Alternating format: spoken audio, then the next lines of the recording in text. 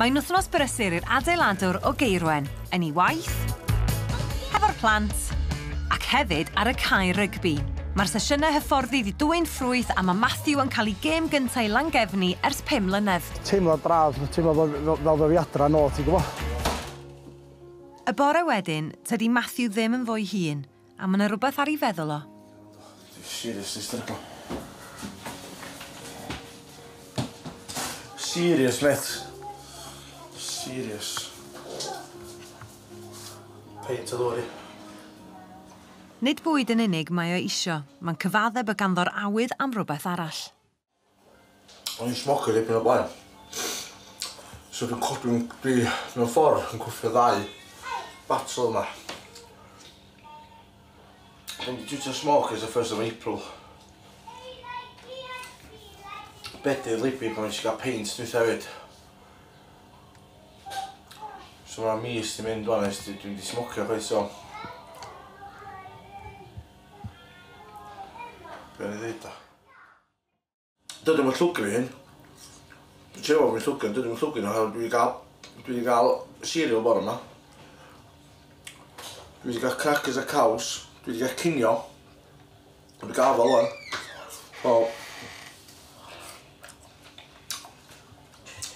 Dwi'n stario fi, dwi'n cadw i'r plan. Ond dwi'n siarad yn isel o'r nablu. Ond dyna fawr e. Fel dwi'n deud, dwi wedi bod yn llefydd lot gwaith. So well gen i fod yn fyma starfio yn eistedd mewn cell yn Lerpwl.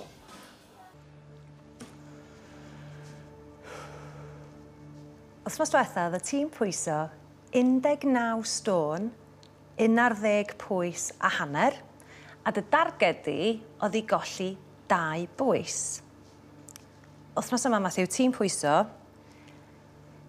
19 stôn, 7 pwys a hanner. Ti di colli 4 pwys. Da o'n ti. Sioned. O, Mathew, o'n i'n teimlo drosach chdi wsos yma, yn teimlo mor isel.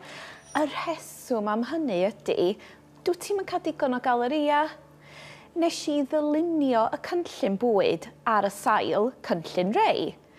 Ti'n gwneud mwy o ymarfer, felly ti'n defnyddio mwy o galoria.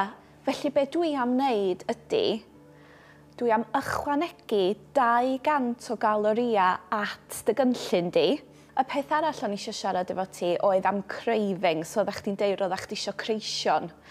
Y rheswm am hynny ydy, doeddech chdi'n cael digon o galoria, so oeddech chdi fatha'n obsessed efo meddwl am fwyd, ond hefyd, doedden ni'm yn gwybod, wyt ti di stopio smygu?